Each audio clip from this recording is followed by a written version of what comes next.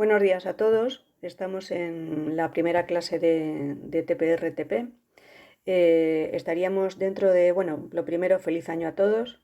Estamos viendo el tema 2, que para nosotros ya consideramos que es nuestra segunda evaluación. Y básicamente, como veis, está a partir de la página 54 de vuestro libro. Como siempre os digo, si tenéis el libro bien y si no, pues siempre podéis hacerlo, pues seguro que se os ocurre alguna manera de conseguir el texto, seguro que no es fácil. Luego, respecto al tema de electrónica industrial, básicamente habla de los semiconductores. El nombre, eh, los semiconductores abrieron un nuevo mundo y realmente permitieron que todas las cositas que utilizamos a partir del desarrollo del transistor se hicieran muy pequeñitas. Por suerte y gracias a físicos que hicieron grandes proyectos como los ordenadores, teléfonos móviles, internet, y todo empezó a ser pequeño. Luego en la página 55 tenéis los contenidos de la unidad, que como veis, pues básicamente os habla de sensores que pueden detectar temperatura, humedad, intensidad, fuerza y transformarlos en variables eléctricas. Y luego pues también están los sensores de luz, infrarrojos, de temperatura, en fin, a todos les podemos dar una utilidad y de hecho se utilizan en la realidad como pues detectores para que se abra una puerta de garaje, etc. Luego hay una parte dentro de este tema de electrónica, hay como dos partes. Una es la electrónica analógica y otra es la electrónica digital. La electrónica analógica es la mayor parte del tema y la electrónica digital, que tiene mucho que ver pues, con el binario, con los ceros y con los unos, sería la siguiente parte. Ahora, como tarea, mientras estamos aquí hablando y yo estoy explicando, mientras yo explico, lo que quiero es que hagáis lo siguiente. Quiero que copiéis el listado de prácticas.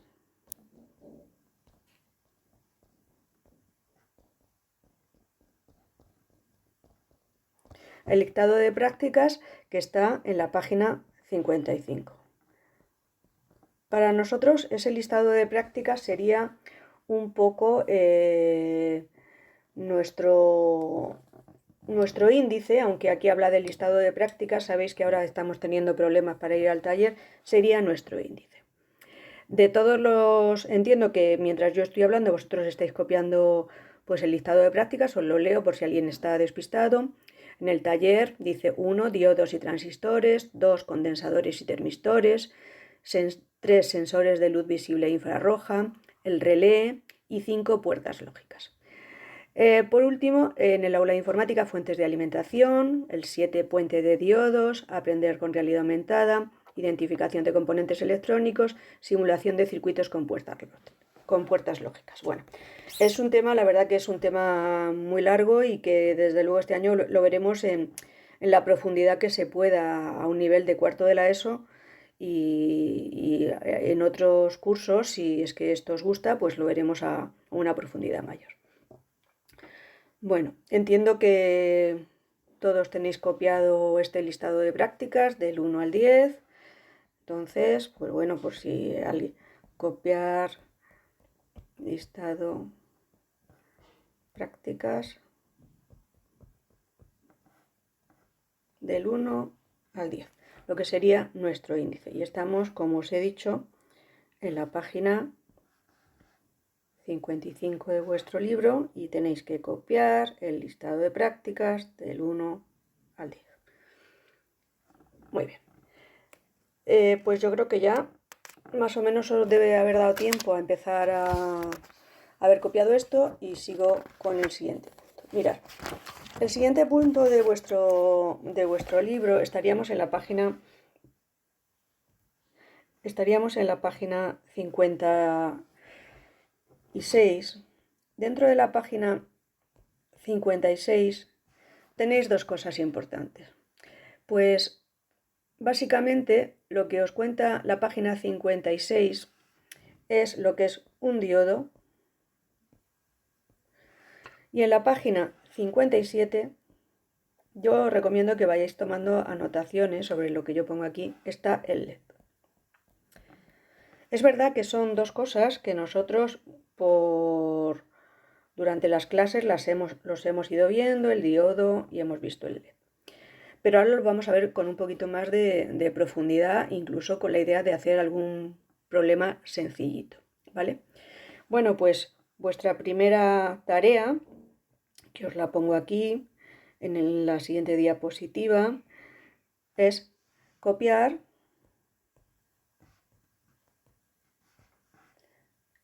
el texto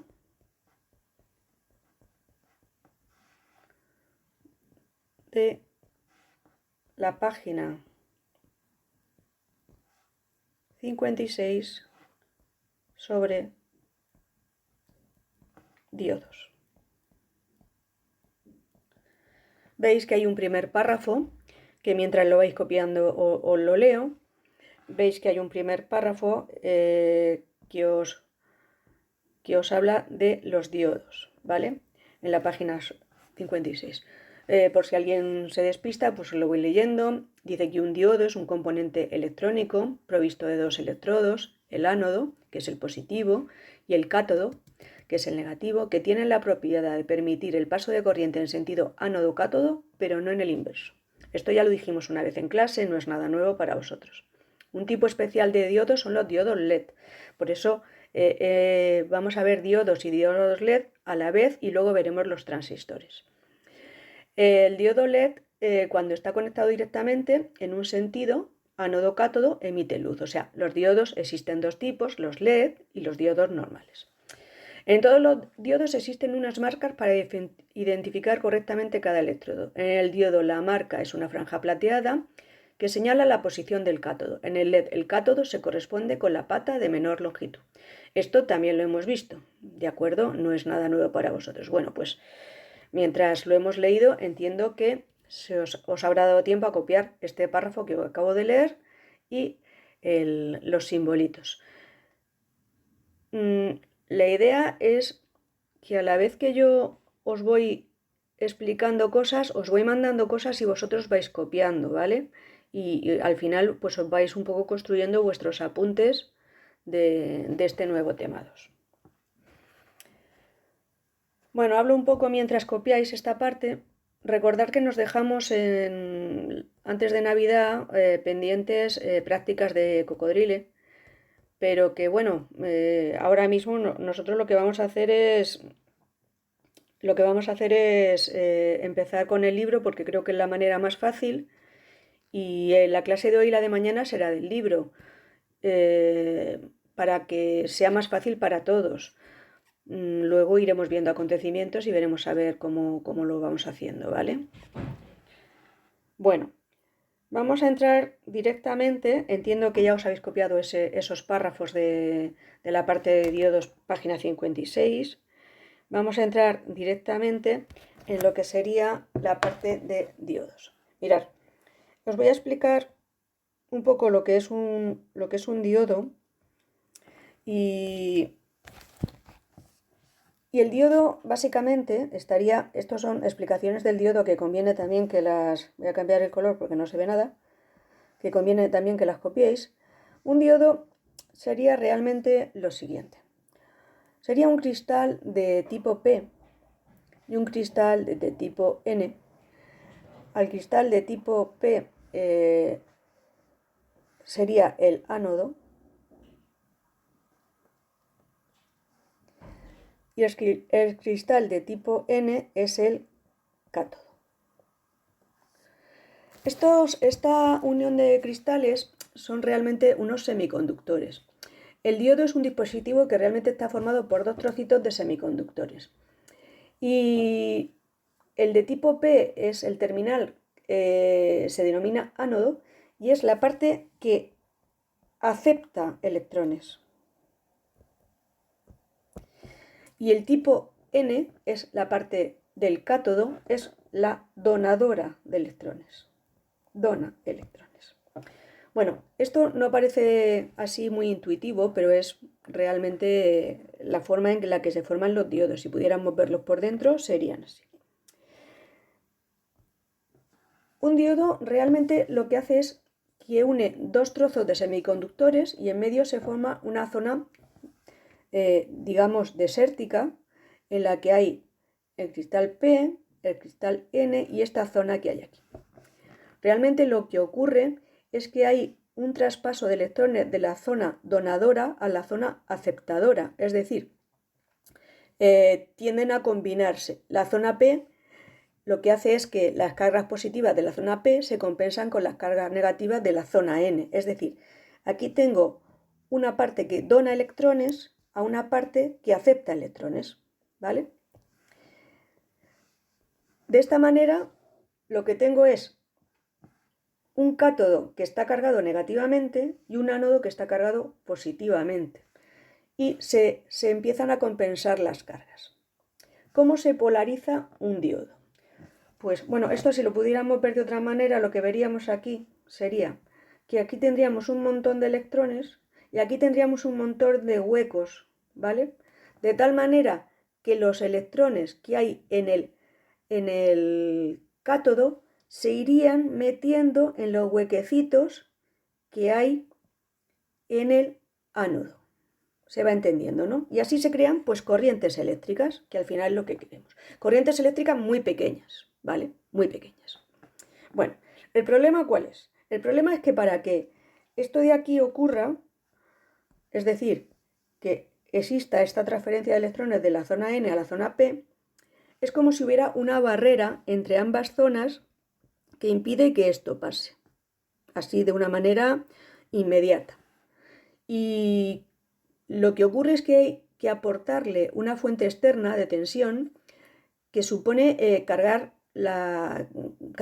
los electrones y que puedan liberarse de sus enlaces de la zona N y se puedan ir a la zona P. Para que esto pase, necesitamos un proceso que se denomina polarización. La polarización, básicamente, ¿en qué consiste? Pues lo sabéis. La polarización directa consiste en situar el potencial mayor en el ánodo que en el cátodo. Y de esa manera se mueven los electrones. Es decir, polarizar, hablando en plata, polarizar en directa, lo que conseguimos es que estos electrones que tengo aquí sean capaces de irse a estos huequecitos que tengo aquí. Para eso tengo que ponerle una fuente externa al diodo y esa fuente externa tiene que tener aquí el negativo y aquí el positivo, porque este ánodo siempre va a querer tener más positivo y este tener negativo. Bueno, esto que puede ser un poco lioso, pero que básicamente creo que es interesante que lo sepáis, lo que significa es lo siguiente, algo que ya vimos en una de nuestras clases. Lo que significa es que si yo tengo un diodo, que por dentro, si lo pudiera ver con un microscopio, sería un trocito N y un trocito P, si yo le coloco al trocito N, vamos a resumir porque si no sé que os liáis un poquito, al trocito N le pongo el polo positivo de una fuente de alimentación y al polo P le pongo el polo positivo. Antes he dicho el positivo, me refería a este es el negativo de una fuente de alimentación y a este le pongo el positivo. Conseguimos que, como lo que siempre os digo, negativo a negativo, positivo a positivo, exista electrones que pasan de la zona N a la zona P, de la zona donadora a la zona aceptadora. Y esto se llama polarización directa. Cuando la polarización es directa, el diodo puede conducir la electricidad, pero y se comporta como un interruptor cerrado. Esto es igual que si fuera un cable y chimpún, o sea, un cable cerrado. Sin embargo, si lo que hiciéramos fuera lo siguiente, es decir, coger mi trocito P y mi trocito N del diodo, que aquí tiene él su parte positiva y su parte negativa, y pusiéramos la pila al revés, es decir, el positivo y el negativo, si os dais cuenta, ahora lo que está pasando es que el positivo está al negativo, no funciona. Luego, no pasa corriente de ninguna de las maneras. ¿Esto cómo se comporta? Como un interruptor abierto, es decir, no deja pasar la corriente. ¿Y esto cómo se llama? Pues polarización inversa. Es muy posible que a muchos de vosotros esto os suene de otras clases. Mirad, nosotros, por ejemplo, si tuviéramos un amperímetro, podríamos medir la polarización directa e inversa, pero bueno, en este momento no tenemos ningún dispositivo, así que vamos a dejarlo. ¿Cómo funciona realmente un diodo? Un diodo funciona realmente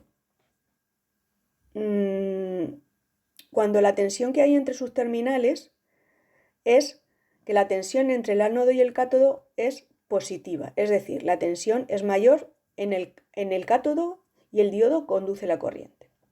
¿Cómo le vamos a llamar a esto? Tensión ánodo-cátodo.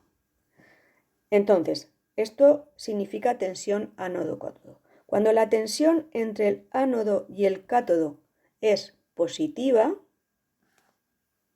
conduce la corriente. Pero cuando la tensión entre el ánodo y el cátodo es negativa, no conduce la corriente. ¿Vale? Así de sencillo.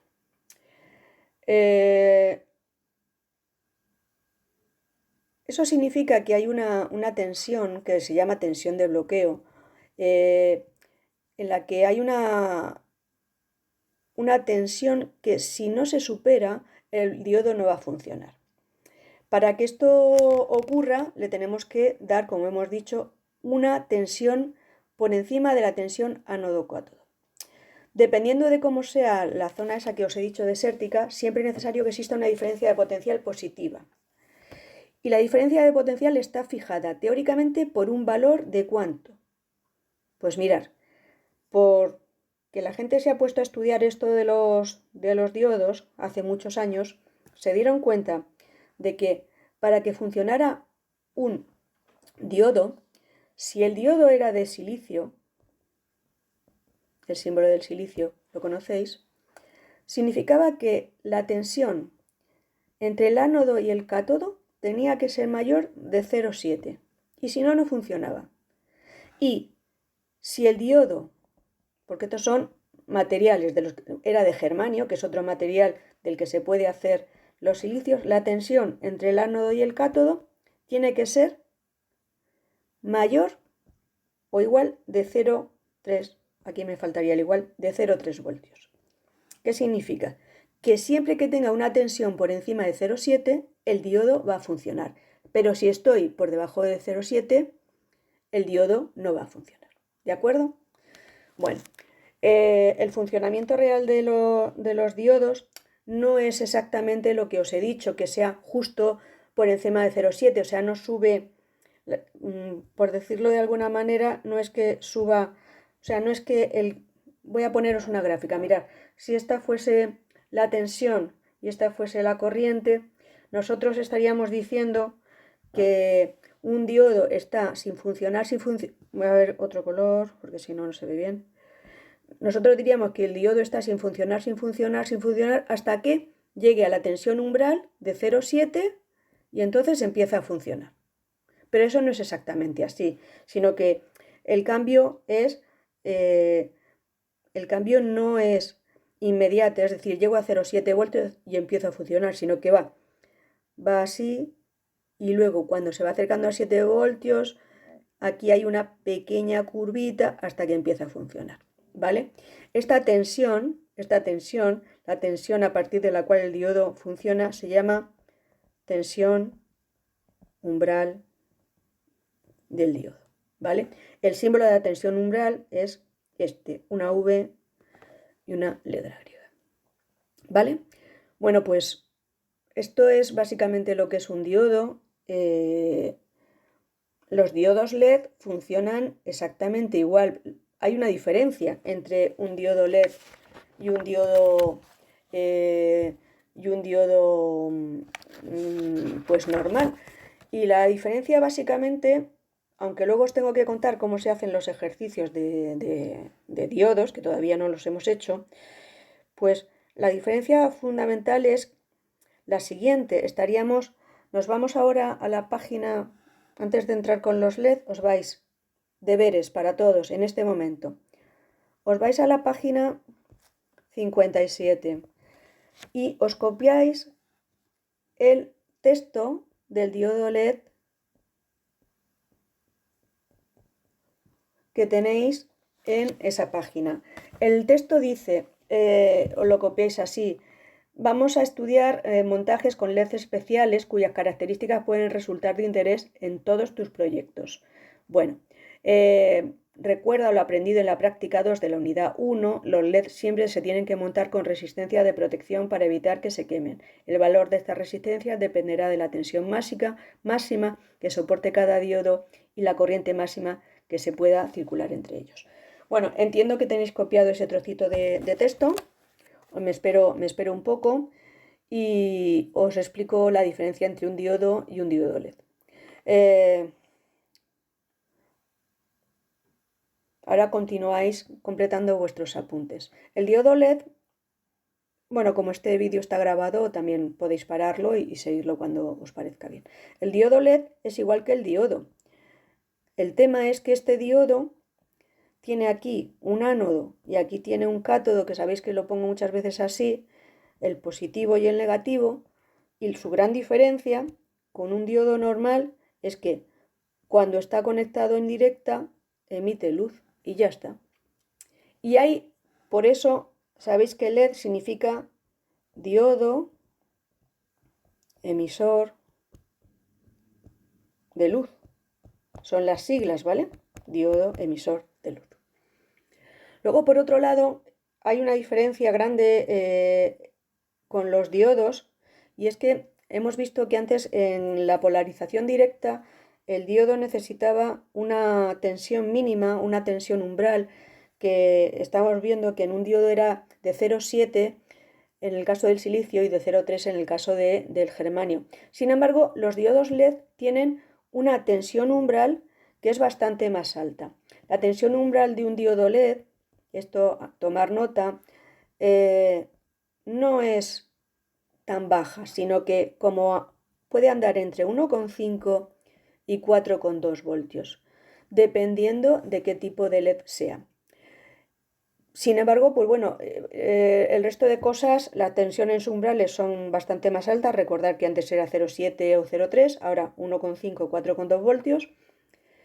Y bueno, pues os hago una pregunta que me imagino que todos sabréis contestar. Es si está conectado en inversa, pues no se enciende el LED, lógicamente. Y para que esté conectado en directa y funcione, su tensión umbral mínima tendrá que ser, como poco, por encima de 1,5 o de 4,2, dependiendo de qué LED en ese momento nos hayan dado. Pues muchas veces depende del color del LED, de la fabricación del LED, etc. Algo que también creo que sabéis, porque lo hemos hecho ya infinidad de veces, es que un diodo LED pues tiene una pata más larga, que es el ánodo, y una pata más corta, que es el cátodo, ¿vale? Pues ya sabéis que la diferencia de tensión entre estas dos patas tiene que ser o entre 1,5 a 4,2 voltios. Si no, esto no funciona. Y por último, tenemos que tener en cuenta que de todo esto que estamos hablando aquí hay que hacer problemas. Hay que hacer problemas y ver sobre todo una cosa que decía en vuestro libro, y es que a este LED, da igual a la pata que se lo pongamos, a la pata positiva o a la pata negativa, le tenemos que añadir una resistencia. ¿Por qué? Eso lo expliqué en las últimas clases. Esta resistencia lo que hace es proteger al LED. Porque si yo pongo una pila, por ejemplo, de 5 voltios y este LED a partir de 1,5 ya funciona, ¿qué hacemos con el resto, con los 3,5 voltios que me sobran? La resistencia tiene que protegerlo.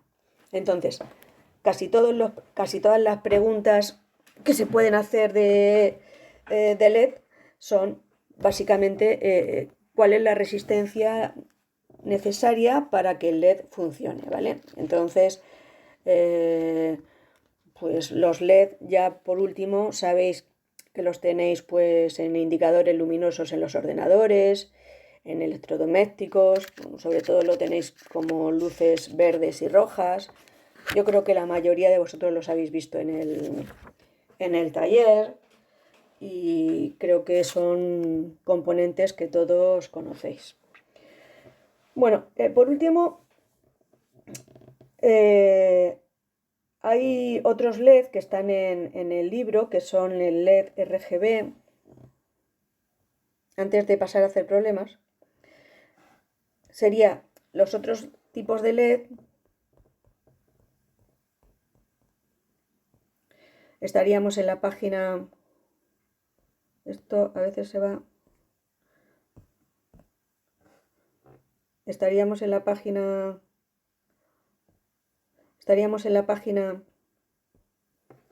57. Pues otros tipos de LED que tenemos aquí son el RGB, que es muy interesante, espero que podamos usarlo en el taller si no lo habéis usado, el de infrarrojos y el ultravioleta. Estos LED son muy interesantes, funcionan exactamente igual que todos los anteriores, a diferencia del RGB, que es un LED que lo que ocurre es que realmente tiene 4 patillas de conexión y esas 4 patillas funcionan de la siguiente forma. Realmente cada una de las patillas sería en ánodo común o en cátodo común, y lo que se consigue con estos LED es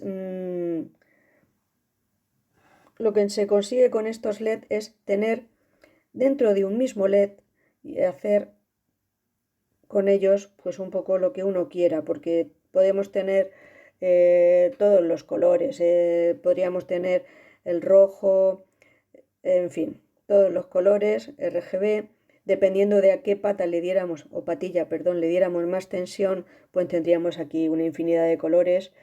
Y la práctica que os aparece en el libro, pues es muy difícil de hacer porque no tenemos el material. Eso no quita que si alguien tiene interés yo puedo prestárselo, ¿vale?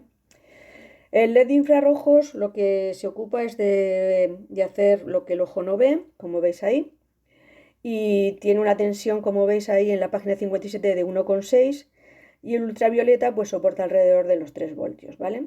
Bueno, pues esto sería lo que hemos visto de diodos. Por hacer un resumen, dentro de los diodos,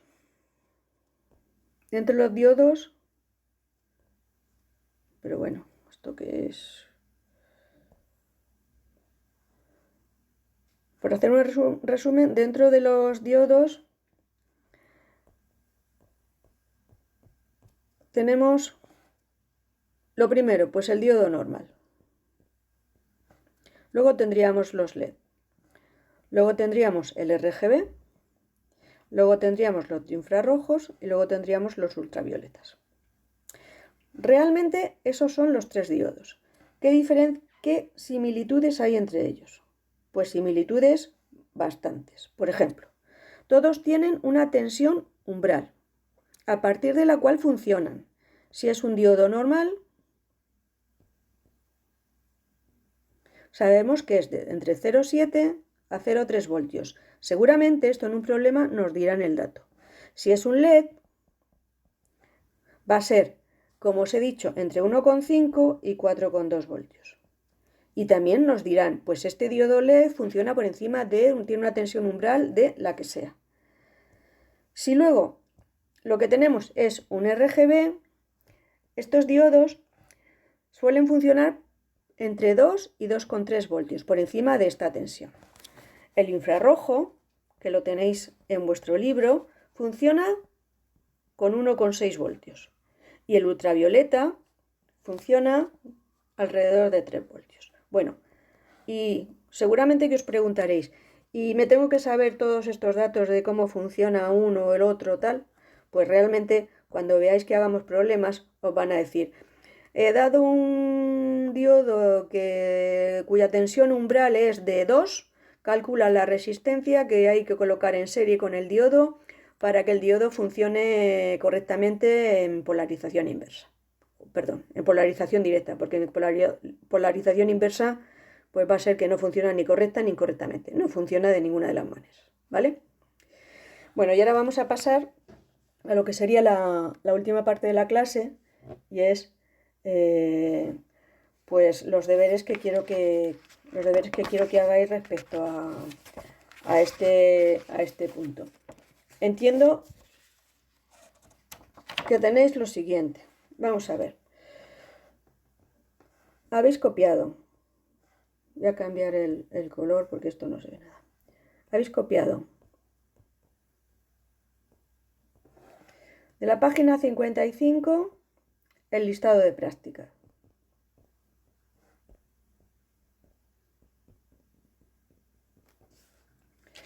Habéis copiado de la página 56 la parte de diodos.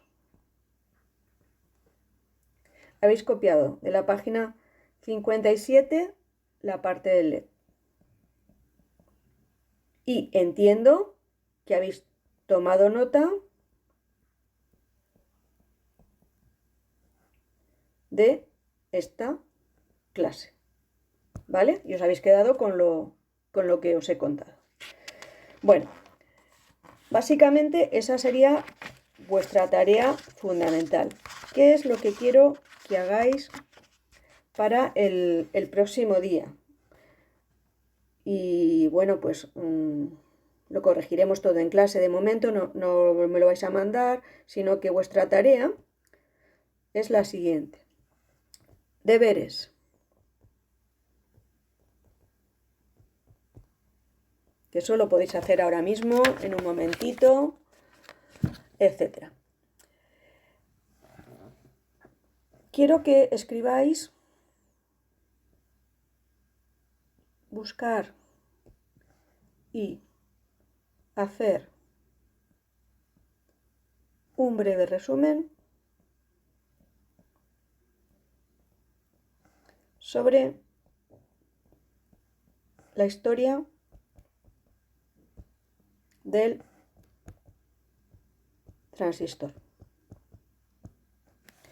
El transistor lo tenéis en la página 56, pero realmente quiero que hagáis este trabajo porque el transistor fue un dispositivo electrónico que se inventó más o menos en 1949, supuso una gran revolución en el mundo de la electrónica y es una pieza fundamental en casi todos los circuitos electrónicos.